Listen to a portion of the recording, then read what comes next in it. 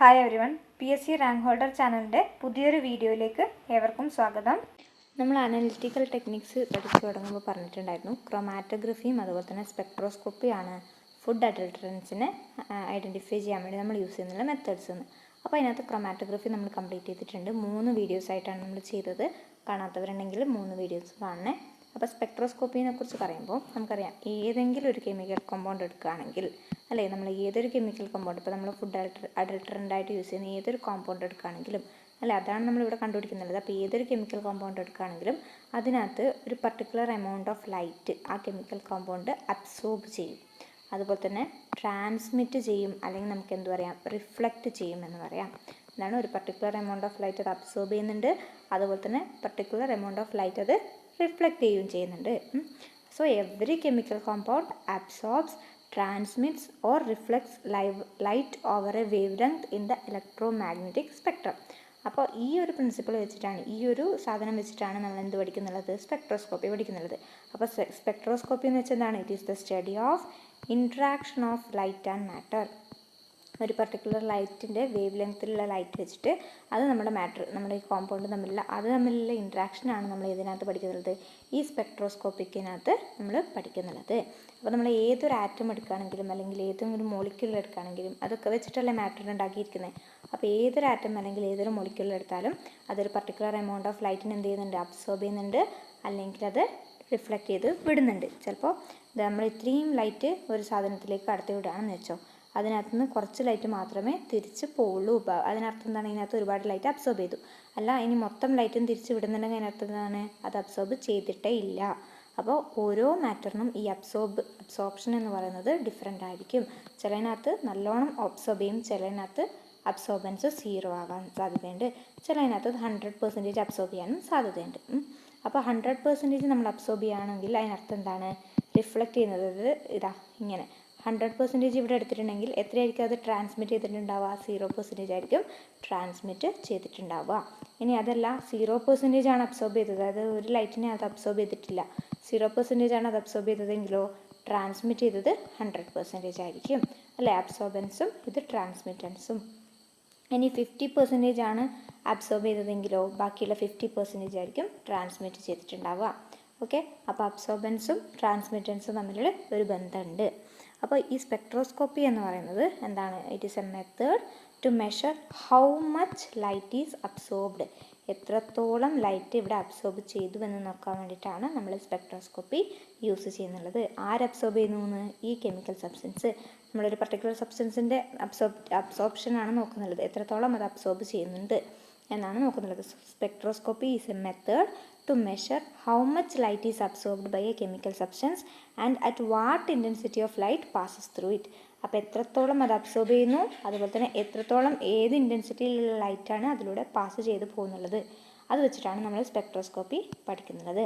അപ്പോൾ സ്പെക്ട്രോസ്കോപ്പി എന്ന് പറഞ്ഞാൽ എന്താണെന്നൊക്കെ നമ്മൾ പറഞ്ഞിട്ടുണ്ടായിരുന്നു, എല്ലാം മനസ്സിലായെന്ന് വിചാരിക്കുന്നു. ജസ്റ്റ് ഒരു ഇൻട്രൊഡക്ഷനാണ് തന്നത്. കെമിക്കൽ കോമ്പൗണ്ട് എന്ന് വെച്ചിട്ടുണ്ടെങ്കിൽ ഒരു എമൗണ്ട് ഓഫ് ലൈറ്റ് അബ്സോർബ് ചെയ്യും, ബാക്കിയുള്ളതിനെ അത് റിഫ്ലക്റ്റ് ചെയ്ത് വിടും. അപ്പോൾ സ്പെക്ട്രോസ്കോപ്പി എന്ന് വെച്ചാൽ ഒരു interaction of light and matter ആണ്. It is the study of interaction between light and matter. So ഏതൊരു ആറ്റം അല്ലെങ്കിൽ മോളിക്യൂൾ അത് വെച്ചിട്ടാണ് നമ്മൾ മാറ്റർ ഉണ്ടാക്കിയിരിക്കുന്നത്. അതിനകത്തുള്ള ട്രാൻസ്മിറ്റൻസും അബ്സോർപ്ഷനുമാണ് നമ്മൾ നോക്കുന്നത്. അപ്പോൾ ട്രാൻസ്മിറ്റൻസ് അല്ലെങ്കിൽ അബ്സോർപ്ഷൻ 100% എങ്കിൽ എത്ര ട്രാൻസ്മിറ്റ് ചെയ്യും? 0% ലൈറ്റ് ആയിരിക്കും അവിടെ ട്രാൻസ്മിറ്റ് ചെയ്തിട്ടുണ്ടാവുക അല്ലെങ്കിൽ റിഫ്ലക്റ്റ് ചെയ്തിട്ടുണ്ടാവുക. ഇനി 0% ആണ് അബ്സോർബ് ചെയ്തതെങ്കിൽ 100% റിഫ്ലക്റ്റ് ചെയ്തിട്ടിരിക്കും. ഇനി 50% ആണെങ്കിൽ 50 അബ്സോർബ് ചെയ്തിട്ടുണ്ടെങ്കിൽ 50 ട്രാൻസ്മിറ്റ് ചെയ്തിരിക്കും. അപ്പോൾ സ്പെക്ട്രോസ്കോപ്പിനകത്ത് നമ്മൾ നോക്കുന്നത് എന്താണ്? It is the method to measure how much light is absorbed by a chemical substance and at what intensity of light passes through it. അപ്പോൾ ഈ സ്പെക്ട്രോസ്കോപ്പി എന്ന് പറയുന്നത് തന്നെ പല തരത്തിലുണ്ട്. പല തരത്തിലുള്ള വേവ് ലെങ്ത് ഓഫ് ലൈറ്റ് വെച്ചിട്ട് നമ്മൾ യൂസ് ചെയ്യാറുണ്ട്. ഒന്ന് UV വിസിബിൾ സ്പെക്ട്രോസ്കോപ്പി, പിന്നെ IR വരുന്നുണ്ട്, രാമൻ സ്പെക്ട്രോസ്കോപ്പി ഉണ്ട്, FTIR എന്ന് പറയുന്നൊരു സ്പെക്ട്രോസ്കോപ്പി ഉണ്ട്, പിന്നെ ഫ്ലൂറസെൻസ് സ്പെക്ട്രോസ്കോപ്പി ഉണ്ട്, പിന്നെ മാസ് സ്പെക്ട്രോസ്കോപ്പി ഉണ്ട്. അങ്ങനെ ഡിഫറെൻറ്റ് ടൈപ്സിൽ എന്തുണ്ട്? സ്പെക്ട്രോസ്കോപ്പി ഉണ്ട്. അപ്പോൾ നമ്മൾ അതിനകത്ത് ആദ്യം നമ്മുടെ സിലബസിനകത്തൊക്കെ പറഞ്ഞിട്ടുള്ള UV വിസിബിൾ സ്പെക്ട്രമാണ് നമ്മൾ ആദ്യമായിട്ട് നമുക്ക് നോക്കാൻ പോകുന്നത്. അപ്പോൾ കോമൺ ആയിട്ട് നമ്മുടെ ഫുഡ് അനാലിസിസിലും അതുപോലെ തന്നെ നമ്മുടെ ലബോറട്ടറിയിലൊക്കെ നമ്മൾ കോമൺ ആയിട്ട് യൂസ് ചെയ്യുന്നത് UV വിസിബിൾ സ്പെക്ട്രോസ്കോപ്പിയാണ്. എന്താണ്? യു വി വിസിബിൾ സ്പെക്ട്രോസ്കോപ്പിയാണ്. നമ്മുടെ കാർബോഹൈഡ്രേറ്റിൻ്റെ കണ്ടൻ്റ് ആയാലും അതുപോലെ തന്നെ വൈറ്റമിൻസിൻ്റെ മൈക്രോ കോമ്പോണൻസ് ആയിട്ടുള്ള വൈറ്റമിൻസിൻ്റെ കണ്ടൻ്റ് ആയാലും അതുപോലെ തന്നെ ലിപ്പിഡ്സൊക്കെ റാൻസിഡ് ആയിട്ടുണ്ടോ, അതായത് അതിൻ്റെയൊക്കെ ഓക്സിഡേഷൻ നടന്നിട്ടുണ്ടോ എന്നൊക്കെ നോക്കാൻ വേണ്ടി നമ്മൾ ചെയ്യുന്നുള്ളതാണ് യു വി വിസിബിൾ സ്പെക്ട്രോസ്കോപ്പി എന്ന് പറയുന്നത്. ഇതൊരു ടൈപ്പ് ഓഫ് അബ്സോർപ്ഷൻ സ്പെക്ട്രോസ്കോപ്പിയാണ്. അബ്സോർപ്ഷൻ സ്പെക്ട്രോസ്കോപ്പിയാണ്. ഇതൊരു ടൈപ്പ് ഓഫ് അബ്സോർപ്ഷൻ സ്പെക്ട്രോസ്കോപ്പിയാണ്. അപ്പോൾ ഏതാണ് ഇവിടെ അബ്സോർബ് ചെയ്യുന്നത്? യു വി വിസിബിൾ ലൈറ്റാണ് ഇവിടെ അബ്സോർബ് ചെയ്യുന്നുള്ളത്. യു വി വിസിബിൾ ലൈറ്റ് ഒരു മോളിക്യൂള് അബ്സോർബ് ചെയ്യുന്നതാണ് ഇവിടെ മെഷർ ചെയ്യുന്നുള്ളത്. അതായത് നമ്മൾ നേരത്തെ പറഞ്ഞില്ലേ, ലൈറ്റിനെ നമ്മൾ ട്രാൻസ്മിറ്റ് ചെയ്യുന്നു പറഞ്ഞില്ലേ, അപ്പോൾ ഇവിടെ നമ്മൾ യൂസ് ചെയ്യുന്നത് യു വി വിസിബിൾ ലൈറ്റിനെയാണ് നമ്മളിവിടെ യൂസ് ചെയ്യുന്നുള്ളത്. യു വി വിസിബിൾ ലൈറ്റ് എന്ന് പറയുമ്പോൾ നമുക്ക് വിസിബിൾ സ്പെക്ട്രം അറിയാമല്ലോ. അതായത് ഗാമ റേസ് വരുന്നുണ്ട്, പിന്നെ എക്സ് റേസ് വരും, electromagnetic spectrum, U V rays വരും, എന്നിട്ട് ഇൻഫ്രാറെഡ് വരും, പിന്നെ നമ്മുടെ റേഡിയോ വേവ്സ് വരും. ഇങ്ങനെയാണ് ഇലക്ട്രോ മാഗ്നറ്റിക് സ്പെക്ട്രം വരുന്നുള്ളത്. അതിനകത്തുള്ള നമ്മൾ യു വി വിസിബിൾ റേസിനെയാണ് നമ്മളിവിടെ യൂസ് ചെയ്യുന്നുള്ളത്. ആ ഒരു പർട്ടിക്കുലർ ലൈറ്റിനെയാണ് നമ്മൾ എന്ത് ചെയ്യുന്നുള്ളത്, ഇതിലൂടെ നമ്മുടെ മോളിക്യൂളിലൂടെ നമ്മളെ സാമ്പിൾ എടുക്കൂലേ, ആ സാമ്പിളിലൂടെ നമ്മൾ പാസ് ചെയ്യും. എന്നിട്ട് എത്രത്തോളം പെർസെൻറ്റേജ് അത് അബ്സോർബ് ചെയ്തു എന്നാണ് നമ്മളിവിടെ നോക്കാൻ പോകുന്നുള്ളത്. അതാണ് മെയിനായിട്ട് നമ്മൾ ഇതിനകത്ത് ചെയ്യുന്നുള്ളത്, യു വി വിസിബിൾ സ്പെക്ട്രത്തിനകത്ത് നമ്മൾ ചെയ്യുന്നുള്ളത്. അപ്പോൾ ഈ യു വി റേസ് നമ്മൾ ഇതിനകത്തേക്ക് പാസ് ചെയ്യുമ്പോൾ എന്ത് സംഭവിക്കും? നമ്മുടെ മോളിക്യൂൾസ് എല്ലാം എക്സൈറ്റഡ് ആവും അല്ലേ? അവർ നമ്മൾ പഠിച്ചിട്ടില്ലേ, കുറച്ച് എനർജി കിട്ടുമ്പോൾ അവരെന്തായും എക്സൈറ്റഡ് സ്റ്റേറ്റിലേക്ക് എത്തുമെന്ന് പറഞ്ഞിട്ടുണ്ട്. അപ്പോൾ അതും നടക്കുന്നുണ്ട്. അതുപോലെ തന്നെ കുറച്ച് ലൈറ്റിനെ അബ്സോർബ് ചെയ്യുന്നതും ഉണ്ട്. ഓക്കെ ആണല്ലോ. അപ്പോൾ പിന്നെന്ന് പറയുമ്പോൾ നമ്മുടെ യു വി വിസിബിൾ റേഞ്ച് ഉണ്ടല്ലോ, അതെന്ന് പറയുമ്പോൾ ഒരു 200 to 700 നാനോമീറ്ററാണ് യു വി വിസിബിൾ റേഞ്ച്. ഇപ്പോൾ ഞാൻ പറഞ്ഞില്ല ഇലക്ട്രോ മാഗ്നറ്റിക് സ്പെക്ട്രം എന്ന്, അതിനകത്ത് നമ്മുടെ യു വി വിസിബിൾ ലൈറ്റിൻ്റെ ഒരു റേഞ്ച് എന്ന് പറയുന്നത് 200 to 700 നാനോമീറ്ററാണ്. പിന്നെ യു വിനെ കുറിച്ച് പറയാനാണെങ്കിൽ നമ്മുടെ ഹ്യൂമൻ ഐക്ക് അതെന്താണ്, കളർലെസ് ആയിട്ടാണ് നമുക്ക് കാണപ്പെടുക. കളർലെസ് ലൈറ്റ് ആയിട്ടാണ് നമുക്കത് കാണപ്പെടുക. പക്ഷേ ആ വിസിബിൾ ലൈറ്റിനകത്ത് നമ്മൾ പറയുകയാണെങ്കിൽ നമുക്കറിയാമല്ലോ അല്ലേ, വിബ്ജിയോർ എന്ന് നമ്മൾ പഠിച്ചിട്ടില്ലേ, വിബ്ജിയോർ എന്ന് പറഞ്ഞ് നമ്മൾ പഠിച്ചിട്ടുണ്ട്. അപ്പോൾ അതിനകത്ത് എത്ര കളറുണ്ട്? 1 2 3 4 5 6 7 7 കളറുള്ള ഒരു ലൈറ്റാണ് ഇത് നമ്മുടെ ഈ യു വി വിസിബിൾ ലൈറ്റ് എന്ന് പറയുന്നത്. അതിനകത്ത് യു വി എന്ന് പറഞ്ഞാൽ കളർലെസ് ആണ്. വിസിബിൾ ലൈറ്റിനകത്ത് നമ്മുടെ വിബ്ജിയോർ എന്ന് പറയുന്നതിൽ 7 കളർ അടങ്ങിയിട്ടുണ്ട്. അതിനകത്ത് ഏറ്റവും കൂടുതൽ വേവ് ലെങ്ത് ഉള്ളത് റെഡിനാണ് കേട്ടോ.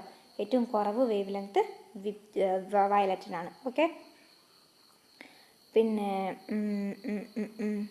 പിന്നെ പറയുകയാണെങ്കിൽ നമ്മുടെ അബ്സോർപ്ഷൻ ക്രോമാറ്റോഗ്രഫീൻ്റെ മെയിൻ അബ്സോർപ്ഷൻ ക്രോമാറ്റോഗ്രഫി ഇതിൻ്റെ പ്രിൻസിപ്പൾ അബ്സോർപ്ഷനാണ് നമ്മൾ പറഞ്ഞല്ലോ. അപ്പോൾ ഇതിൻ്റെ മെയിൻ പ്രിൻസിപ്പിൾ എന്ന് പറഞ്ഞാൽ എത്രത്തോളം എമൗണ്ട് ഓഫ് ലൈറ്റ് അവിടെ അബ്സോർബ് ചെയ്തു എന്നാണ് നമ്മളിവിടെ മെയിനായിട്ട് നോക്കുന്നുള്ളത്. അപ്പോൾ അങ്ങനെ നോക്കുമ്പോൾ നമുക്ക് മനസ്സിലാവും. അതിനകത്ത് ഇപ്പോൾ നമ്മുടെ ഒരു സാമ്പിൾ എടുക്കണം. ഈ സാമ്പിളിനകത്ത് നമ്മൾ ഒരുപാട് കോൺസെൻട്രേറ്റഡ് ആയിട്ടുള്ളൊരു സാമ്പിളും ഡൈല്യൂട്ട് ആയിട്ടുള്ളൊരു സാമ്പിളും എടുക്കുകയാണെങ്കിൽ ഇവിടെ അബ്സോർബൻസ് കൂടുതലാണെങ്കിൽ ഈ കോൺസെൻട്രേഷൻ കൂടുതലുള്ള സാമ്പിളിൽ കൂടുതൽ ലൈറ്റ് അബ്സോർബ് ചെയ്തിട്ടുണ്ടാവും. ഇവിടെ ഡൈല്യൂട്ട് ആയിട്ടുള്ള സാമ്പിളിനകത്ത് അബ്സോർബ് ചെയ്തിരിക്കുന്ന ലൈറ്റും എന്തായിരിക്കും? കുറവായിരിക്കും. അപ്പോൾ ആ കോൺസെൻട്രേഷന് ഡയറക്റ്റ്ലി പ്രൊപ്പോർഷണലാണ് എന്തെന്ന് പറയുന്നത്, അബ്സോർപ്ഷൻ എന്ന് പറയുന്നത്. കോൺസെൻട്രേഷൻ കൂടുതലാണെങ്കിൽ അബ്സോർപ്ഷൻ കൂടുതലായിരിക്കും, കോൺസെൻട്രേഷൻ കുറവാണെങ്കിൽ അബ്സോർപ്ഷൻ കുറവായിരിക്കും. ഓക്കെ ആണല്ലോ. അപ്പോൾ അത് കണ്ടുപിടിക്കാൻ വേണ്ടി നമുക്കൊരു ഇക്വേഷൻ ഉണ്ട്. അതാണ് A=ABC. പിന്നെ ഞാനിപ്പോൾ പറഞ്ഞില്ലേ കോൺസെൻട്രേഷൻ എന്ന് പറയുന്നത് നമ്മുടെ അബ്സോർപ്ഷന് ഡയറക്റ്റ്ലി പ്രൊപ്പോർഷണലായിരിക്കുന്നത്. അതിനെയാണ് നമ്മൾ എന്തെന്ന് പറയുക, ബിയേഴ്സ് ലോ എന്ന് പറയാം. Beer's law, Beer Lambert's law എന്നൊക്കെ പഠിച്ചിട്ടില്ലേ. അപ്പോൾ ഈ സ്പെക്ട്രോസ്കോപ്പി റൺ ചെയ്യുന്നുള്ളത് ബിയേഴ്സ് ലാംബേർട്ട്സ് ലോൻ്റെ ബേസിസിലാണ്. അപ്പോൾ the relationship between absorbance of the solution and the concentration is known as Beer's law. Okay. അത് നമ്മൾ ഈ കോൺസെൻട്രേഷൻ്റെ ഈ പ്രൊപ്പോർഷണാലിറ്റി സൈൻ മാറ്റിയാൽ A=ABC എന്ന് കിട്ടും. എന്നിട്ടും A=ABC. അപ്പോൾ ഈ A എന്തായിരിക്കും? അബ്സോർബൻസ്. ഈ C എന്തായിരിക്കും? കോൺസെൻട്രേഷൻ. C കോൺസെൻട്രേഷനാണ്. പിന്നെ B എന്ന് പറയുമ്പോൾ അവിടെ പാത്ത് ലെങ്ത് ആണ്. അതായത് നമ്മുടെ ഇവിടെ സാമ്പിൾ നമ്മൾ വെച്ചാൽ നമ്മൾ ലൈറ്റ് പാസ് ചെയ്ത് കൊടുക്കുന്നില്ലേ, അപ്പോൾ ഇവിടെ പാത്ത് ലെങ്ത് ഉണ്ടല്ലോ, എത്രത്തോളം ദൂരം സഞ്ചരിച്ചിട്ടാണ് ഇത് പോകുന്നുള്ളത് എന്ന്. ആ പാത്ത് ലെങ്ത് ആണ് എന്ത് B ആയിട്ട് വരുന്നുള്ളത്. പിന്നെ ഒരു A എന്ന് പറയുമ്പോൾ absorptivity. So small letter A absorptivity ആണ്, B പാത്ത് ലെങ്ത് ആണ്, C കോൺസെൻട്രേഷൻ ആണ്. ഓക്കെ ആണല്ലോ. ഇനി നമ്മൾ സ്പെക്ട്രോസ്കോപ്പി ചെയ്യുന്നുള്ളത് ഒരു ഇൻസ്ട്രുമെൻ്റ് യൂസ് ചെയ്തിട്ടാണ്. ഇപ്പോൾ യു വി വിസിബിൾ സ്പെക്ട്രോമീറ്റർ എന്ന് പറയും നമ്മൾ. എന്താ പറയും, സ്പെക്ട്രോഫോട്ടോമീറ്റർ അല്ലെങ്കിൽ സ്പെക്ട്രോമീറ്റർ എന്നൊക്കെ അറിയപ്പെടുന്നുള്ള ഒരു ഇൻസ്ട്രുമെൻ്റ് വെച്ചിട്ടാണ് നമ്മൾ ഈ പറഞ്ഞിരിക്കുന്ന സ്പെക്ട്രോസ്കോപ്പി ചെയ്യുന്നുള്ളത്. അപ്പോൾ ആ സ്പെക്ട്രോഫോട്ടോമീറ്ററിനെ കുറിച്ച് പറയുമ്പോൾ അതിന് ഒരുപാട് എന്തുണ്ട്, പാർട്സ് ഉണ്ട്. അതായത് ഒരു എനർജി സോഴ്സ് വേണം. നമ്മളിപ്പോൾ പറഞ്ഞില്ലേ, ലൈറ്റ് ഒരു പർട്ടിക്കുലർ വേവ് ലെങ്ത്തിലുള്ള, ഇപ്പോൾ നമ്മൾ UV അല്ലെങ്കിൽ വിസിബിൾ ലൈറ്റ് നമ്മൾ പാസ് ചെയ്യുന്നു എന്ന് പറഞ്ഞു. ആ പർട്ടിക്കുലർ ലൈറ്റ് എവിടെ നിന്നാണ് വരിക, അതിന് വേണ്ടിയിട്ട് നമുക്ക് എന്ത് വേണം, ഒരു ലൈറ്റ് സോഴ്സ് ആവശ്യമായിട്ട് വരുന്നുണ്ട്. അപ്പോൾ ഫസ്റ്റ് പറയുകയാണെങ്കിൽ നമുക്കൊരു ലൈറ്റ് സോഴ്സ് വേണം. എന്ത് വേണം, ഒരു ലൈറ്റ് സോഴ്സ് വേണം. പിന്നെ ഒരു മോണോക്രോമാറ്റർ വേണം. ഇതൊക്കെ എന്താണെന്ന് പറഞ്ഞുതരാം. മോണോക്രോമാറ്റർ എന്ന് പറയുമ്പോൾ ഇപ്പോൾ നമ്മൾ എന്താ പറഞ്ഞാൽ, വിബ്ജിയോർ എന്ന് പറഞ്ഞാൽ 7 നിറങ്ങൾ ഉണ്ടാവും എന്ന് പറഞ്ഞു അല്ലേ. അങ്ങനെ 7 നിറങ്ങൾ നമുക്ക് വേണ്ട, ഒറ്റ കളർ മാത്രമായിട്ട്, അതായത് പോളിക്രോമാറ്റിക്കിനെ നമ്മൾ മോണോക്രോമാറ്റായിട്ട് മാറ്റുന്നു. ഓക്കെ. പിന്നെ എന്താണെന്ന് വെച്ചിട്ടുണ്ടെങ്കിൽ ട്രാൻസ്പെറൻറ്റ് വെസൽസ് വേണം. നമ്മുടെ സാമ്പിളിന് ഇവിടെയാണ് വെക്കുന്നതെങ്കിൽ ആ സാമ്പിളിനകത്തേക്ക് ലൈറ്റ് കടന്നു പോകണമെങ്കിൽ ഇവിടെ ഒരു ട്രാൻസ്പെറൻ്റ് ആയിട്ടുള്ള വെസൽസ് വേണം. അപ്പോൾ ട്രാൻസ്പെറൻ്റ് ആയിട്ടുള്ള വെസൽസ് അവിടെ ആവശ്യമാണ് നമ്മുടെ സാമ്പിളിനെ ഹോൾഡ് ചെയ്യാൻ വേണ്ടിയിട്ട്. സാമ്പിൾ ഹോൾഡർ എന്ന് വേണമെങ്കിൽ നമുക്ക് പറയാൻ പറ്റും. പിന്നെ ഒരു ഡിറ്റക്ടർ നമുക്ക് ആവശ്യമാണ്. പിന്നെ ഈ ഡിറ്റക്ടറിൽ നിന്ന് വരുന്ന കാര്യങ്ങൾ റീഡ് ഔട്ട് ചെയ്യാൻ വേണ്ടിയിട്ടുള്ള ഒരു സിസ്റ്റം കൂടി നമുക്ക് ആവശ്യമാണ്. ഇതാണ് നമ്മുടെ സ്പെക്ട്രോസ്കോപ്പിയിൽ മെയിനായിട്ട് വരുന്ന ആൾക്കാർ. അപ്പോൾ ആദ്യം എന്താണ്, ഒരു ലൈറ്റ് സോഴ്സ് ഉണ്ടാവുമല്ലോ. ഇപ്പോൾ നമ്മളൊരു ബൾബ് വരക്കുകയാണെങ്കിൽ, ഇതൊരു ബൾബ്, നമ്മളൊരു ബൾബ് വരക്കുകയാണെങ്കിൽ ഇങ്ങനെ ഒരു ലൈറ്റ്, ഈ ലൈറ്റിൽ നിന്ന് എന്താണ്, വേവ് ലെങ്ത് സെലക്ടർ മോണോക്രോമാറ്റിക് ആയിട്ട് മാറുന്നു. അതായത് ഈ ലൈറ്റ് നമ്മൾ മോണോക്രോമാറ്ററിലൂടെ പോകുമ്പോൾ അത് സിംഗിൾ, അതായത് ഒരു പർട്ടിക്കുലർ പോളിക്രോമാറ്റിക് ലൈറ്റ് മോണോക്രോമാറ്റിക് ലൈറ്റായിട്ട് മാറും. എന്നിട്ട് അത് നമ്മുടെ സാമ്പിൾ ഹോൾഡറിലൂടെ പാസ് ചെയ്യും. അതിനകത്തായിരിക്കും നമ്മുടെ സാമ്പിൾ ഉണ്ടാവുക. എന്നിട്ട് അത് അവിടെ നിന്ന് ഇങ്ങോട്ടേക്ക് പോകും, ഡിറ്റക്ടറിലോട്ട് പോകും. ഈ ഡിറ്റക്ടറിൽ നിന്ന് ഇലക്ട്രിക് കറണ്ടാണ് പോവുക. അത് നമ്മുടെ കമ്പ്യൂട്ടറിൽ എന്താണ് നമ്മുടെ റീഡ് ഔട്ട് ചെയ്യുന്ന ഒരു സിസ്റ്റം അവിടെ പ്രസൻ്റ് ആയിരിക്കും. അതിലോട്ടാണ് പോവുക. അപ്പോൾ നമ്മൾ ലൈറ്റ് സോഴ്സിനെ കുറിച്ച് പറയുകയാണെങ്കിൽ, നമ്മളൊരു പർട്ടിക്കുലർ വേവ് ലെങ്ത്തിലുള്ള ഒരു ലൈറ്റിനെയാണ് നമ്മൾ കോമൺ ആയിട്ട് യൂസ് ചെയ്യുക. കോമൺ ആയിട്ട് പറയുകയാണെങ്കിൽ എന്താണ്, ടങ്സ്റ്റൺ ഫിലമെൻറ്റ്. ഇതിനു വേണ്ടി നമ്മുടെ UV വിസിബിളിൻ്റെ കേസിൽ വരുമ്പോൾ നമ്മൾ ടങ്സ്റ്റൺ ഫിലമെൻറ്റ്, അതുപോലെ തന്നെ ഇലക്ട്രിക് ഡിസ്ചാർജ് ലാമ്പ്, ഇതൊക്കെയാണ് നമ്മൾ കോമൺ ആയിട്ട് യൂസ് ചെയ്യുന്നുള്ളത്. അതുകൂടാണ്ട് നമുക്ക് ക്സെനോൺ ലാമ്പും ഇവിടെ യൂസ് ചെയ്യാവുന്നതാണ്. ഇതൊക്കെയാണ് tungsten filament, xenon lamp, electric discharge lamp, deuterium electric discharge lamp കേട്ടോ. ഡ്യൂട്ടീരിയം ഇലക്ട്രിക് ഡിസ്ചാർജ് ലാമ്പ്, അത് നമുക്ക് ലൈറ്റ് സോഴ്സായിട്ട് യൂസ് ചെയ്യാവുന്നതാണ്. പിന്നെ മോണോക്രോമാറ്റിക്, ഞാൻ പറഞ്ഞില്ലേ മോണോക്രോമാറ്റർ എന്ന് പറഞ്ഞില്ലേ, അതെന്താണ്, പോളിക്രോമാറ്റിക് ലൈറ്റിന് വിബ്ജിയോർ എന്ന് പറഞ്ഞ ഈ 7 നിറങ്ങളും അടങ്ങിയിരിക്കുന്ന ലൈറ്റാണ് നമുക്ക് വരിക. അതിനൊക്കെ കട്ട് ചെയ്തിട്ട് ഒരു സിംഗിൾ ആയിട്ടുള്ള ഒരു കളർ മാത്രമേ അതിനകത്ത് പാസ് ചെയ്യുള്ളൂ. അതാണ് മോണോക്രോമാറ്റേഴ്സ് എന്ന് പറയുന്നത്. സോ മോണോക്രോമാറ്റേഴ്സ് എന്ന് പറയുമ്പോൾ നമുക്ക് ആവശ്യമായിട്ടില്ല, ഇപ്പോൾ പറഞ്ഞില്ലേ 200 to 700 നാനോമീറ്റർ എന്ന് പറഞ്ഞില്ലേ, അപ്പോൾ അതിനകത്തുള്ള ലൈറ്റിനെ മാത്രമേ അതിനകത്ത് പാസ് ചെയ്യുള്ളൂ. ബാക്കിയുള്ള ലൈറ്റിനെയൊക്കെ അവർ സെപ്പറേറ്റ് ചെയ്യും. It separates light into a narrow band of wavelength. നമുക്ക് ആവശ്യമായിട്ടുള്ള ഇപ്പോൾ 200 to 250 ആണെങ്കിൽ അത് സെലക്ട് ചെയ്യും. അല്ലെങ്കിൽ ഒരു 400 to 480 ആണെങ്കിൽ അത് സെലക്ട് ചെയ്യും. ആ ഒരു നാരോ റേഞ്ചിലുള്ള ലൈറ്റിനെ മാത്രമേ ആര് സെലക്ട് ചെയ്യുള്ളൂ, ഈ മോണോക്രോമാറ്റേഴ്സ് സെലക്ട് ചെയ്യുകയുള്ളൂ. അപ്പോൾ ഇതിൻ്റെ കൂടെ തന്നെ ചില സമയത്ത് എന്തുണ്ടാവാറുണ്ടെന്ന് വെച്ചിട്ടുണ്ടെങ്കിൽ അബ്സോർപ്ഷൻ ഫിൽറ്റേഴ്സ് ഉണ്ടാവും. അബ്സോർപ്ഷൻ ഫിൽറ്റേഴ്സ് ഉണ്ടാവും. അവരെന്ന് വെച്ചിട്ടുണ്ടെങ്കിൽ ഒരു കളേർഡ് ഗ്ലാസ് കൊണ്ടാണ് ഉണ്ടാക്കിയിരിക്കുന്നത്. ഈ അബ്സോർപ്ഷൻ ഫിൽറ്റേഴ്സ് ഉണ്ടാക്കിയിരിക്കുന്നത്, അല്ലെങ്കിൽ പ്ലാസ്റ്റിക് കൊണ്ട്. അപ്പോൾ അവരെന്തെന്ന് വെച്ചിട്ടുണ്ടെങ്കിൽ പർട്ടിക്കുലർ വേവ് ലെങ്ത് ഓഫ് ലൈറ്റിനെ അവർ അബ്സോർബ് ചെയ്യും. അതാണ് അബ്സോർപ്ഷൻ ഫിൽറ്റർ. ഒരു പർട്ടിക്കുലർ വേവ് ലെങ്ത് ഓഫ് ലൈറ്റിനെ അവർ അബ്സോർബ് ചെയ്യും. പിന്നെ ഇൻ്റർഫറൻസ് ഫിൽറ്റേഴ്സ് ഉണ്ട്. എന്ന് പറയുന്നത് ഇവരെന്ന് വെച്ചിട്ടുണ്ടെങ്കിൽ നമുക്ക് അൺഡിസൈറബിൾ ആയിട്ടുള്ള വേവ് ലെങ്ത്തിലുള്ള ലൈറ്റിനൊക്കെ ഇൻ്റർഫറൻസ് എന്ത് ചെയ്യും, റിമൂവ് ചെയ്യും. അതുകൊണ്ട് തന്നെ ഇവരെ നമ്മൾ ഡൈക്കോറിക് എന്നുകൂടി വിളിക്കാറുണ്ട്. അതുകൊണ്ടല്ല, അതിൻ്റെ മറ്റൊരു പേരാണ് ഡൈക്കോറിക് ഫിൽറ്റേഴ്സ്. അപ്പോൾ ഇൻ്റർഫറൻസ് എന്ന് പറഞ്ഞാൽ ആവശ്യമില്ലാത്തതിനെ റിമൂവ് ചെയ്യുക, അബ്സോർബ് എന്ന് പറഞ്ഞാൽ ആവശ്യമുള്ളതിനെ മാത്രം അബ്സോർബ് ചെയ്യുക. ഇനിയുള്ളൊരു ഫിൽറ്ററാണ് കട്ട് ഓഫ് ഫിൽറ്റേഴ്സ്. ഇവരെന്ന് വെച്ചിട്ടുണ്ടെങ്കിൽ നമ്മുടെ പർട്ടിക്കുലർ വേവ് ലെങ്ത് ഇപ്പോൾ 200 to 250 ആണെന്ന് വിചാരിക്കുക. അപ്പോൾ this allow light either below 250-ൽ താഴെയുള്ളതും അതുപോലെ തന്നെ എബോവ് ഉള്ളതിനൊക്കെ എന്ത് ചെയ്യും, അത് കട്ട് ഓഫ് ചെയ്യും. എന്നിട്ട് ആവശ്യമില്ലാതെ മാത്രം വിടും. അതാണ് കട്ട് ഓഫ് ഫിൽറ്റേഴ്സ്. പിന്നെ വരുന്നുള്ളത് ബാൻഡ് ഫിൽറ്റേഴ്സ് ആണ്. ബാൻഡ് ഫിൽറ്റേഴ്സ് എന്ന് പറയുമ്പോൾ that will hello A range of wave length to pass through. ഒരു റേഞ്ച് ഓഫ് വേവ് ലെങ്ത്തിന് മാത്രം പാസ് ചെയ്യുന്നതിനാണ് നമ്മൾ ബാൻഡ് ഫിൽറ്റേഴ്സ് എന്ന് പറയുന്നത്. അപ്പോൾ മോണോക്രോമാറ്റേഴ്സ് ആണ് നമ്മൾ കൂടുതലായിട്ട് യൂസ് ചെയ്യുന്നുള്ളത്. പിന്നെ ഈ തരത്തിലുള്ള ഫിൽറ്റേഴ്സും അവൈലബിൾ ആണ് എന്നുകൂടിയാണ് പറയുന്നത്. ഓക്കെ, അപ്പോൾ അത്രയും കാര്യങ്ങൾ മനസ്സിലായല്ലോ. ഇനിയാണ് നമ്മൾ സാമ്പിൾ അനാലിസിസിലോട്ട് വരുന്നുള്ളത്. നമ്മൾ പറഞ്ഞില്ലേ സാമ്പിൾ ഹോൾഡറിൻ്റെ കേസ് പറഞ്ഞില്ലേ. അപ്പോൾ സാമ്പിൾ അനാലിസിസിലോട്ട് വരുമ്പോൾ നമ്മളെന്താ പറഞ്ഞത്, അത് കുറച്ച് കാര്യമായിട്ട് തന്നെ മനസ്സിലാക്കി വെക്കണേ. നമ്മൾ നേരത്തെ പറഞ്ഞതൊക്കെ ഓർമ്മയുണ്ടല്ലോ, ഡിഫറെൻറ്റ് ടൈപ്പ് ഓഫ് ഫിൽറ്റേഴ്സൊക്കെ ഞാൻ വീണ്ടും എക്സ്പ്ലെയിൻ ചെയ്യുന്നില്ല, ടൈം വെറുതെ വേസ്റ്റ് ചെയ്യുന്നില്ല. ഓക്കെ, നിങ്ങൾക്ക് മനസ്സിലായിട്ടില്ലെങ്കിൽ റിപ്പീറ്റ് അടിച്ച് കേൾക്കുക. നമ്മളെന്താ പറഞ്ഞത്, നമ്മളിങ്ങനെ ഒരു സാമ്പിൾ ഹോൾഡർ ഉണ്ടാവും, അതിനെയാണ് നമ്മളെന്ത് പറയുന്നത്, ക്യൂവെറ്റ് എന്ന് പറയും. എന്താണ് ക്യൂവെറ്റ് എന്ന് പറയുന്നത്? നമ്മൾ ടെസ്റ്റ് ട്യൂബ് ഒക്കെ കണ്ടിട്ടില്ല, അതിൻ്റെയൊക്കെ ചെറിയൊരു മിനി വേർഷനാണ് എന്തെന്ന് പറയുന്നത്, ഈ ക്യൂവെറ്റ് എന്ന് പറയുന്നത്. അപ്പോൾ ഇതിനകത്തായിരിക്കും നമ്മുടെ സാമ്പിൾ ഉണ്ടാവുക. അതിലെ കൂടിയാണ് നമ്മൾ ലൈറ്റ് പാസ് ചെയ്യുന്നത്. So the light is passes through the sample. അപ്പോൾ ഓൾ അനാലിസിസിന് വേണ്ടിയിട്ട് നമ്മൾ എന്ത് ചെയ്യുന്നത് വെച്ചിട്ടുണ്ടെങ്കിൽ, ഞാൻ നേരത്തെ പറഞ്ഞില്ലേ കോൺസെൻട്രേറ്റഡ് ആയിട്ടുള്ളതിനകത്ത് ലൈറ്റ് അബ്സോർബൻസ് കൂടുതലായിരിക്കും, ഡൈല്യൂട്ട് ആയതിനകത്ത് എന്താണ് ലൈറ്റ് അബ്സോർബൻസ് കുറവായിരിക്കും അല്ലേ.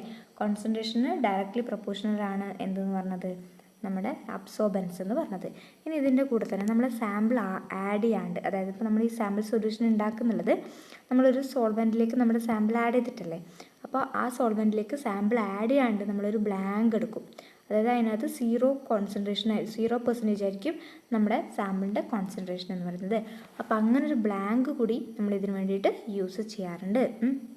അപ്പോൾ നമ്മൾ പൊതുവെ എന്തായാലും ഒരു അക്വസ് ബഫർ സൊല്യൂഷൻ ആയിരിക്കും എന്തിനു വേണ്ടി യൂസ് ചെയ്യുക, ഈ സാമ്പിൾ അനാലിസിസിന് വേണ്ടി യൂസ് ചെയ്യുക. അതിനകത്തേക്കാണ് നമ്മുടെ സാമ്പിളിനെ നമ്മൾ മിക്സ് ചെയ്യുന്നത്. അപ്പോൾ അങ്ങനെ നമ്മൾ അക്വസ് ബഫർ സൊല്യൂഷൻ, അതായത് കോൺസെൻട്രേഷൻ 0% ആയിട്ടുള്ള അങ്ങനെ ഒരു സാമ്പിൾ കൂടി നമ്മളിവിടെ എടുക്കുന്നുണ്ട് ബ്ലാങ്ക് ആയിട്ട്. അതായത് ഒരു റെഫറൻസ് അല്ലെങ്കിൽ നമ്മളതിനെ ബ്ലാങ്ക് എന്ന് പറയും. ഓക്കെ, അത് വെച്ചിട്ട് നമ്മൾ ടെസ്റ്റ് ചെയ്തിട്ടാണ് നമ്മൾ പൊതുവേ ഇത് ചെയ്യാറുള്ളത്. പിന്നെ ഈ ക്യൂവെറ്റ് എന്ന് പറഞ്ഞില്ലേ, നമ്മളിവിടെ ക്യൂവെറ്റ് പറഞ്ഞ ഈ ക്യൂവെറ്റ് എന്ന് പറയുന്നത് പൊതുവേ പ്ലാസ്റ്റിക് ഒന്നും നമ്മൾ യൂസ് ചെയ്യാറില്ല. പ്ലാസ്റ്റിക് യൂസ് ചെയ്യാറില്ല കേട്ടോ, ഗ്ലാസ് യൂസ് ചെയ്യാറുണ്ട്. ഗ്ലാസ് യൂസ് ചെയ്യുമ്പോൾ എന്ന് വെച്ചിട്ടുണ്ടെങ്കിൽ ഈ ഗ്ലാസിൻ്റെ പ്രശ്നം എന്ന് പറയുമ്പോൾ ഗ്ലാസ് ഒരു ഫിൽറ്ററായിട്ട് ആക്ട് ചെയ്യും. അതായത് UVB ലൈറ്റും അതുപോലെ തന്നെ UVC ലൈറ്റ്സിനെ അത് അബ്സോർബ് ചെയ്യും. UVA മാത്രമേ ഇത് പാസ് ചെയ്യാൻ വിടുള്ളൂ. UVBനും UVCനും അബ്സോർബ് ചെയ്യും, UVA മാത്രം പാസ് ചെയ്യാൻ സമ്മതിക്കും. അതുകൊണ്ട് തന്നെ നമ്മൾ ഗ്ലാസ് യൂസ് ചെയ്യുമ്പോൾ അത് അത്ര വലിയ കറക്റ്റായിട്ട് നടക്കില്ല. അതുകൊണ്ടാണ് നമ്മൾ എന്ത് യൂസ് ചെയ്യുന്നുള്ളത്, ക്വാഡ്സ് എന്ന് പറയുന്ന സാധനം യൂസ് ചെയ്യുന്നുള്ളത്. അപ്പോൾ എപ്പോഴെന്താണ് ക്യൂവെറ്റ്സ് ഗ്ലാസ്സും യൂസ് ചെയ്യാറുണ്ട്, പക്ഷേ കോമൺലി നമ്മളെന്താണ് ക്വാഡ്സ് സാമ്പിൾ ഹോൾഡേഴ്സാണ് നമ്മൾ UV എക്സാമിനേഷന് വേണ്ടിയിട്ട് ആപ്റ്റ് ആയിട്ടുള്ളത്. കാരണം ഗ്ലാസ്സിലാകുമ്പോൾ നമ്മൾ UVBയും UVCയും ഇത് അബ്സോർബ് ചെയ്യുന്നുണ്ട്, അതാണ് ഒരു പ്രശ്നം. പിന്നെ അപ്പോൾ നമ്മൾ സാമ്പിൾ കഴിഞ്ഞു. ഇനി എന്താ നമുക്ക് നോക്കാറില്ല, ഡിറ്റക്ടർ നോക്കാറുണ്ടല്ലേ. എന്താ നോക്കാറില്ലേ, ഡിറ്റക്ടേഴ്സിൻ്റെ കാര്യം നമുക്ക് ജസ്റ്റ് ആയിട്ടൊന്ന് നോക്കാറുണ്ട്. അപ്പോൾ ഡിറ്റക്ടേഴ്സിൻ്റെ കാര്യം കൂടി കഴിഞ്ഞ് കഴിഞ്ഞാൽ പിന്നെ റീഡ് ഔട്ടാണ്. അപ്പോൾ ഡിറ്റക്ഷൻ എന്ന് പറയുമ്പോൾ നമ്മളെന്താ പറഞ്ഞത്, നമ്മളൊരു ലൈറ്റിന് പാസ് ചെയ്യുന്നു, അപ്പോൾ കുറച്ച് എമൗണ്ട് അതിനകത്ത് അബ്സോർബ് ചെയ്യും, കുറച്ച് എമൗണ്ട് പാസ് ചെയ്യുമെന്ന് പറഞ്ഞു അല്ലേ, കുറച്ച് എമൗണ്ട് അത് ട്രാൻസ്മിറ്റ് ചെയ്യുമെന്ന് പറഞ്ഞു. അപ്പോൾ എത്രത്തോളം അത് ട്രാൻസ്മിറ്റ് ചെയ്തു, ഇവിടുന്ന് അബ്സോർബ് ചെയ്തിട്ട് ബാക്കിയുള്ള കുറച്ച് എമൗണ്ടിനെ അത് ട്രാൻസ്മിറ്റ് ചെയ്യും. അപ്പോൾ ഒരു ഡിറ്റക്ടർ യൂസ് ചെയ്തിട്ട് നമ്മൾ എന്ത് ചെയ്യും, ഈ വന്നിരിക്കുന്ന ഈ ലൈറ്റിനെ, ട്രാൻസ്മിറ്റ് ചെയ്ത ലൈറ്റിനെ നമ്മൾ ഒരു ഇലക്ട്രിക് സിഗ്നലായിട്ട് നമ്മൾ കൺവേർട്ട് ചെയ്യും. നമ്മളത് കൺവേർട്ട് ചെയ്യും. കോമൺ ആയിട്ട് നമ്മൾ photo tube, photo multiplier tube, photo diode detectors ഒക്കെയാണ് നമ്മൾ യൂസ് ചെയ്യുക. എന്താണ് photo tube, photo multiplier tube, അതുപോലെ തന്നെ ഫോട്ടോ ഡയോഡ് ഡിറ്റക്ടേഴ്സാണ് നമ്മൾ കോമൺ ആയിട്ട് എന്തിനു വേണ്ടി യൂസ് ചെയ്യുക, ഈ ഡിറ്റക്ഷൻ പർപ്പസിന് വേണ്ടിയിട്ട് നമ്മൾ യൂസ് ചെയ്യുക. ഏതെടുത്താലും, ഇപ്പോൾ നമ്മൾ ഫോട്ടോ ട്യൂബ് എടുത്താലും ഫോട്ടോ മൾട്ടിപ്ലയർ എടുത്താലും ഫോട്ടോ ഡയോഡ് എടുത്താലും ഏതായാലും എന്താ ചെയ്യുന്നുള്ളത്, നമ്മൾ ഈ പാസ് ചെയ്ത് വരുന്ന ലൈറ്റ് ഉണ്ടല്ലോ അതിനെ ഒരു ഇലക്ട്രിക്കൽ സിഗ്നലാക്കി മാറ്റുകയാണ് ചെയ്യുന്നുള്ളത്. ഇലക്ട്രിക്കൽ കറണ്ടായിട്ട് അവിടെ മാറ്റുന്നു. അത് കഴിഞ്ഞിട്ട് നമ്മൾ എന്ത് ചെയ്യും, റീഡ് ഔട്ട് ഡിവൈസ് എടുക്കും അല്ലേ. ട്രാൻസ്മിറ്റേഴ്സ് കഴിഞ്ഞാൽ അഞ്ചാമതായിട്ട് നമ്മൾ പറഞ്ഞിട്ടുണ്ടായിരുന്നു ഒരു റീഡ് ഔട്ട് ഡിവൈസ് വേണമെന്ന് നമ്മൾ പറഞ്ഞിട്ടുണ്ടായിരുന്നു. അപ്പോൾ എത്രത്തോളം ഇലക്ട്രിക്കൽ സിഗ്നൽ അതിനകത്ത് വരുന്നുണ്ട്, ഇലക്ട്രിക് കറണ്ട് അവിടെ വരുന്നുണ്ട്. അപ്പോൾ നമ്മുടെ ഈ ഡിറ്റക്ടറിൽ നിന്ന് കിട്ടുന്ന സിഗ്നൽ വെച്ചിട്ട് അതിനെ ആംപ്ലിഫൈ ചെയ്തിട്ട് ഒരു യൂസബിൾ ഫോമിൽ കാണിക്കുകയാണ് ആര് ചെയ്യുന്നുള്ളത്, റീഡ് ഔട്ട് ഡിവൈസസ് കാണിക്കുന്നുള്ളത്. അപ്പോൾ ഒന്നും ചെയ്യുന്നില്ല, നമ്മളൊരു ഒരു പർട്ടിക്കുലർ എമൗണ്ട് ഓഫ് ലൈറ്റ് ഇവിടുന്ന് ലൈറ്റ് ബൾബിൽ നിന്ന് നമ്മൾ ആ സാമ്പിളിനോട്ട് പാസ് ചെയ്യുന്നു. ആ സാമ്പിളിൽ കുറച്ച് എമൗണ്ട് ഓഫ് ലൈറ്റ് അബ്സോർബ് ചെയ്യും, കുറച്ച് റിഫ്ലക്റ്റ് ചെയ്യും. ആ റിഫ്ലക്റ്റ് ചെയ്തത് നമ്മൾ ഡിറ്റക്ടറിൽ പോയി പതിക്കുന്നു. ആ ഡിറ്റക്ടറിൽ നിന്ന് എന്ത് ചെയ്യുന്നു, അതിനെ നമ്മൾ ഇലക്ട്രിക്കൽ സിഗ്നലാക്കി മാറ്റുന്നു. ഒരു ഇലക്ട്രിക് കറണ്ട് അവിടെ പ്രൊഡ്യൂസ് ചെയ്യുന്നു. ആ അത് എത്രത്തോളമാണ് ഇലക്ട്രിക് കറണ്ട് പ്രൊഡ്യൂസ് ചെയ്തതെന്ന് ആ ഒരു റീഡ് ഔട്ട് ഡിവൈസിൽ ആംപ്ലിഫൈ ചെയ്തിട്ട് ഒരു യൂസബിൾ ഫോമിൽ കാണിക്കുന്നു.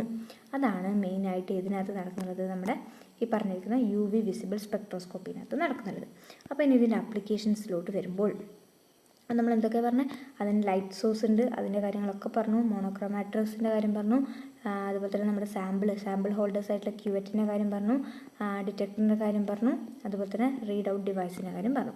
ഇനി ഇതിൻ്റെ ആപ്ലിക്കേഷൻസിലേക്ക് വരുമ്പോൾ ഒന്ന് നമുക്ക് DNA അല്ലെങ്കിൽ RNA അനാലിസിസിന് വേണ്ടി നമ്മൾ യൂസ് ചെയ്യാറുണ്ട്. എന്താണ് നമ്മുടെ DNA അല്ലെങ്കിൽ RNA നമുക്ക് ഒരുപാട് യൂസസിന് വേണ്ടി യൂസ് ചെയ്യാറുണ്ട്, അല്ലെങ്കിൽ മോളിക്കുലർ ബയോളജിയിൽ പല മെത്തേഡ് ആപ്ലിക്കേഷൻസ് ഉണ്ട്. അപ്പോൾ അതിൻ്റെ പ്യൂരിറ്റിയും അതിൻ്റെ കോൺസെൻട്രേഷനൊക്കെ കണ്ടുപിടിക്കാൻ വേണ്ടി നമ്മൾ യൂസ് ചെയ്യുന്നത് ഏതാണ്, UV വിസിബിൾ സ്പെക്ട്രോസ്കോപ്പിയാണ്. പിന്നെ ഫാർമസ്യൂട്ടിക്കൽ അനാലിസിസ്, ഫാർമസ്യൂട്ടിക്കൽ നമ്മൾ മെഡിസിൻസ് ഒക്കെ ഉണ്ടാക്കൂലേ, അങ്ങനെയുള്ള ഫാർമസ്യൂട്ടിക്കൽ ഇൻഡസ്ട്രീസിൽ ഫാർമസ്യൂട്ടിക്കൽ അനാലിസിസിന് വേണ്ടി നമ്മൾ യൂസ് ചെയ്യാറുണ്ട്. പിന്നെ ഒരു ബാക്ടീരിയൻ്റെ കൾച്ചർ ഉണ്ട് നമ്മളെ കയ്യിൽ. കൾച്ചർ എന്ന് പറഞ്ഞാൽ എന്താണ്, ഒരു പ്ലേറ്റിനകത്തൊക്കെ നമ്മൾ കൾച്ചർ ചെയ്യുന്ന കൾച്ചർ മീഡിയൻ്റെ ക്ലാസ് പറഞ്ഞിട്ടുണ്ടായിരുന്നില്ലേ, കൾച്ചർ മീഡിയൻ്റെ ക്ലാസ് നിങ്ങൾ കണ്ടിട്ടുണ്ട്. അപ്പോൾ കൾച്ചർ മീഡിയ അങ്ങനെ നമ്മൾ കൾച്ചർ ചെയ്തതിനകത്ത് എത്രത്തോളം കോൺസെൻട്രേഷനിൽ എത്രത്തോളം അതിൻ്റെ കോൺസെൻട്രേഷൻ നമുക്ക് കണ്ടുപിടിക്കണമെങ്കിൽ നമ്മൾ എന്ത് യൂസ് ചെയ്യാറുണ്ട്, UV വിസിബിൾ അനാലിസിസ് യൂസ് ചെയ്യാറുണ്ട്. പിന്നെ എൻസൈം അസ്സേ, എന്താണ് എൻസൈം അസ്സേ. പിന്നെ ചില ഫുഡ് പ്രൊഡക്ട്സിനകത്ത് എന്താണ് ഓരോ കോമ്പൗണ്ട്സിൻ്റെ കോൺസെൻട്രേഷൻ, അതായത് ബിവറേജ് അനാലിസിസ് എന്ന് പറയും. എന്താ പറയും, ബിവറേജ് അനാലിസിസ് എന്ന് പറയും. അതായത് കഫീൻ്റെ കോൺസെൻട്രേഷൻ, കളേർഡ് സബ്സ്റ്റൻസിൻ്റെ കോൺസെൻട്രേഷൻ, നമുക്ക് ഒരുപാട് ജ്യൂസസ് ഒക്കെ കിട്ടാറില്ലേ, അപ്പോൾ അതിൻ്റെയൊക്കെ കാര്യങ്ങൾ നോക്കാൻ വേണ്ടി നമ്മൾ ഇത് യൂസ് ചെയ്യാറുണ്ട്. പിന്നെ ഞാൻ എന്താ പറയുക, എൻസൈം അസ്സേ പറഞ്ഞു. പിന്നെ മോളിക്കുലർ വെയിറ്റ് ഡിറ്റർമൈൻ ചെയ്യാൻ വേണ്ടി യൂസ് ചെയ്യാറുണ്ട്, മോളിക്കുലർ വെയിറ്റ് ഡിറ്റർമൈൻ ചെയ്യാൻ വേണ്ടിയിട്ട്. പിന്നെ നമ്മുടെ ഫുഡ് അനാലിസിസിനും ഇത് യൂസ് ചെയ്യാറുണ്ട്. അപ്പോൾ ഇതൊക്കെയാണ് UV വിസിബിളിൻ്റെ എന്തെന്ന് പറയുന്നത്, യൂസ് എന്ന് പറയുന്നത്. ഇത്രയും ക്ലിയർ ആണല്ലോ. ഇനി നമുക്ക് ഇതിൻ്റെ കൂടെ തന്നെ IR സ്പെക്ട്രോസ്കോപ്പി കൂടി ഒന്ന് പഠിക്കാം. അപ്പോൾ UV വിസിബിൾ എന്ന് പറയുമ്പോൾ UV ലൈറ്റ് അല്ലേ, 200 to 700 നാനോമീറ്റർ വേവ് ലെങ്ത്തുള്ള ലൈറ്റ് വെച്ചിട്ടാണ് നമ്മൾ എന്ത് ചെയ്യുന്നുള്ളത്, UV വിസിബിൾ സ്പെക്ട്രോസ്കോപ്പി ചെയ്യുന്നുള്ളത്. അപ്പോൾ IR എന്ന് പറയുമ്പോൾ നമ്മൾ നേരത്തെ ഇലക്ട്രോ മാഗ്നറ്റിക് സ്പെക്ട്രം പറഞ്ഞില്ലേ, അതിനകത്ത് ആദ്യം വന്നത്, ആദ്യം ഗാമ റേസ്, പിന്നീട് എക്സ്റേസ്, പിന്നെ നമ്മുടെ UV visible infrared radio waves, അങ്ങനെയല്ലേ നമ്മൾ കണ്ടേ. അപ്പോൾ ഈ IR വെച്ചിട്ട് നമ്മൾ ചെയ്യുന്നുണ്ടെങ്കിൽ അതിനെ നമ്മൾ എന്ത് പറയും, IR സ്പെക്ട്രോസ്കോപ്പി എന്ന് പറയും അല്ലേ. നോക്കിക്കോ, IR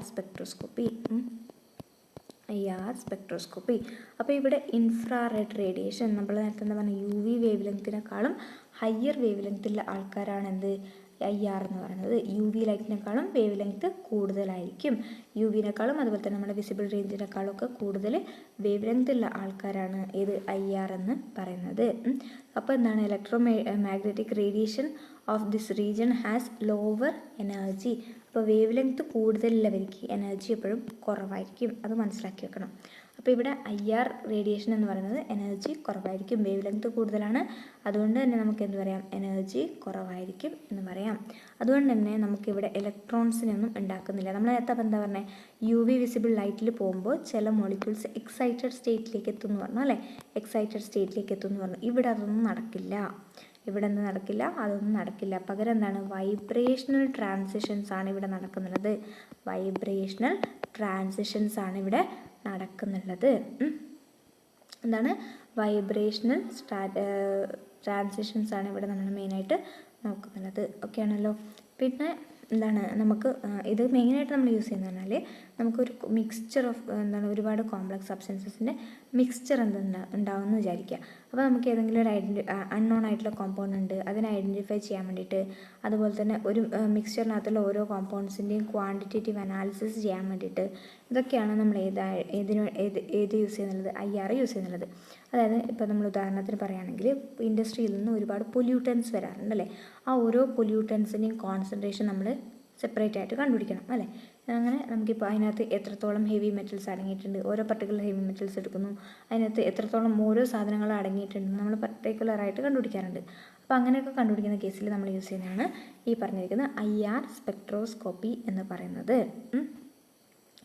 പിന്നെ IR സ്പെക്ട്രോസ്കോപ്പിനകത്ത് നമുക്ക് സോളിഡ് കോമ്പൗണ്ട്സിനെയും യൂസ് ചെയ്യാം, കണ്ടുപിടിക്കാം, എന്താണ് ക്വാണ്ടിറ്റേറ്റീവ് അനാലിസിസ് ചെയ്യാം, അതുപോലെ തന്നെ ലിക്വിഡിൻ്റെയും ചെയ്യാം, അതുപോലെ തന്നെ ഗ്യാസിൻ്റെയും ചെയ്യാം.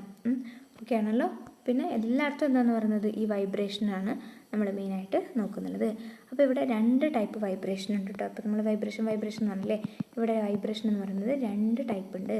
എന്താണ്, ഇവിടെ ഇലക്ട്രോൺസ് എക്സൈറ്റഡ് സ്റ്റേറ്റിലേക്കൊന്നും ആവുന്നില്ല, പകരം വൈബ്രേഷൻ വെച്ചിട്ടാണ് ഇവിടെ നടക്കുന്നുള്ളത് കാര്യങ്ങളൊക്കെ.